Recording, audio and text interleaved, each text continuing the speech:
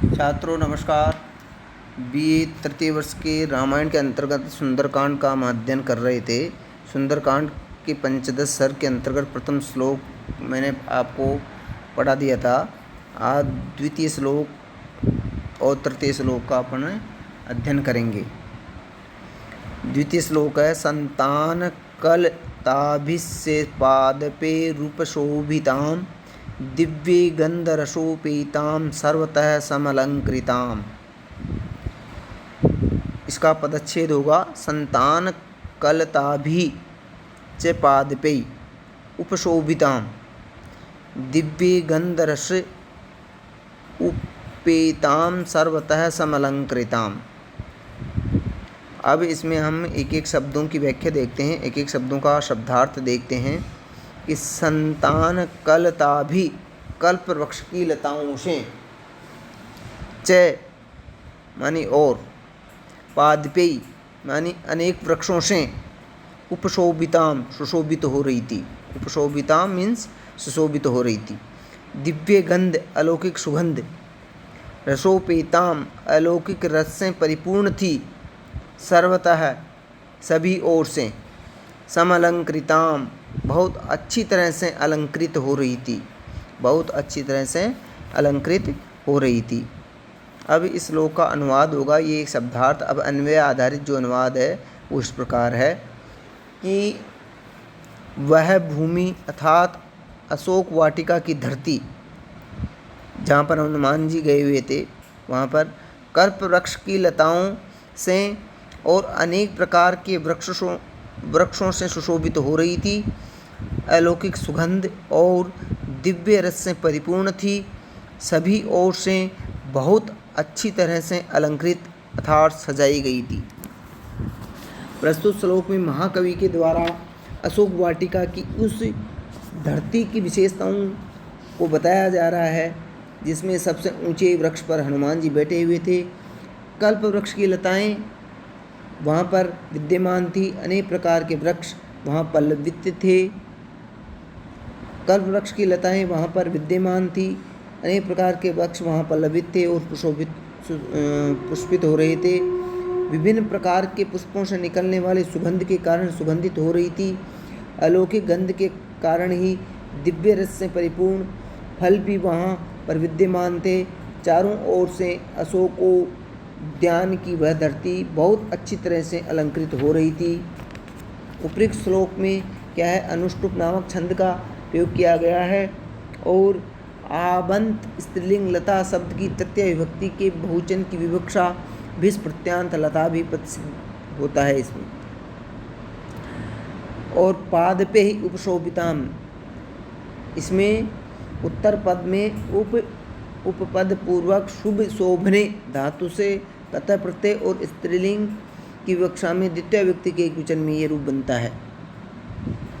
दिव्य गंध रसोपेताम पद में दिव्य विशेषण पद है और यह अर्थ की दृष्टि से गंध और रस दोनों विशेष्य पदों के साथ संयुक्त है। उत्तर पद में रस, उपेताम में आद गुण है, सूत्र से गुण संधि है। सर्वनाम शब्द से तस तसिल प्रत्यांत सर्वतः पद बना है जो सभी ओर से इस अर्थ का प्रतिपादन करता है। सम उपसर्ग अलम उपपद पूर्वक क्री धातु से कतः प्रत्यय के योग से बनने वाले समलंकृत प्रातिपदिक से स्त्रीलिंग की विवक्षा में द्वितीय के एकवचन में समलंकृताम रूप सिद्ध होता है। उपयुक्त श्लोक में आए हुए सारे विशेषण पद अशोक वन की भूमि की विशेषताओं को बता रहे हैं। अब आगे का श्लोक है, ताम से नंदन संकाशाम मृग पक्षिभिरावृताम हर्म्ये प्रासाद संबाधाम कोकिला कुल निश्वनाम। ताम सह नंदन संकाशाम मृग पक्षिभिः आवृताम हर्म्ये प्रासाद संबाधाम कोकिला कुल निश्वनाम। ताम मानी उस अशोक वृक्ष की भूमि को, नंदन वन संकाशाम नंदन वन के समान शोभा से परिपूर्ण, मृग पक्षी भी मृगों से और पक्षियों से, आवृताम संपूर्ण रूप से व्याप्त, हर में प्रासाद, हर में अट्टालिकाओं से और राजभवनों से। हर में अट्टालिकाओं से और प्रासाद मीन्स राजभवनों से।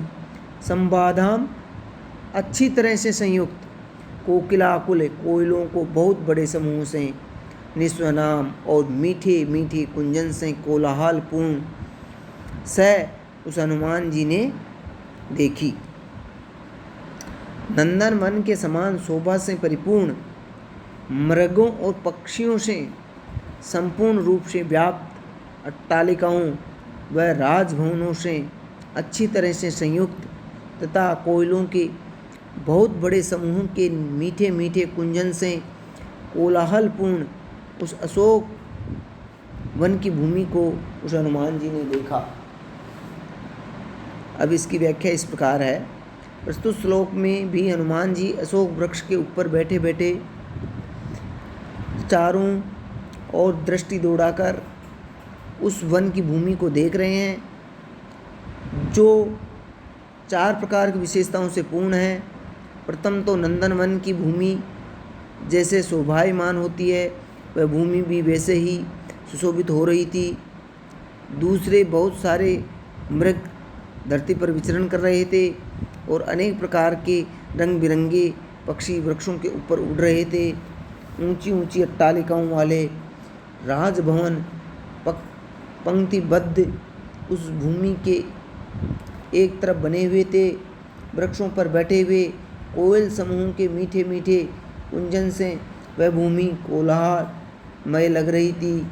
ऐसी उस अशोक वन की भूमि को हनुमान जी ने सभी ओर से दृष्टि डालते हुए देखा।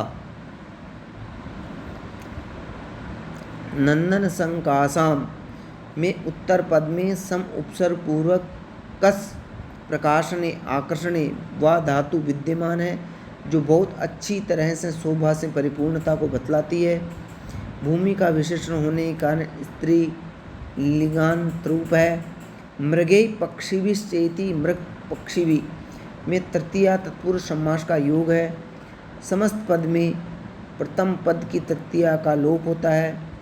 आ उपसर्ग पूर्वक व्री वर्णे धातु से कतः प्रत्यय के योग से बनने वाले आवृत प्रातिपदिक की द्वितीय विभक्ति के एक वचन में आवृताम पद बनता है। हर्मि प्रासादेश्य संवाधाम इति अर्थात ऊंची ऊंची अट्टालिकाओं और राजभवनों से जो पंक्तिबद्ध रूप से संयुक्त थी। अंतिम पद में सम उपसर्ग पूर्वक बाद आबद्धने धातु का प्रयोग है। कोकिलानाम आकुले निस्वनाम इति अर्थात कोयल समूह की मीठी मीठी ध्वनि से अत्यंत कोलाहलपूर्ण लग रही थी। प्रस्तुत श्लोक में भी महाकाव्य के छंद विधान के अनुरूप धारावाहिक रूप से अनुष्टुप छंद का यहाँ पर प्रयोग किया गया है। आज के लिए इतना ही, शेष आगे के अध्याय में हम अध्ययन करेंगे। Thank you.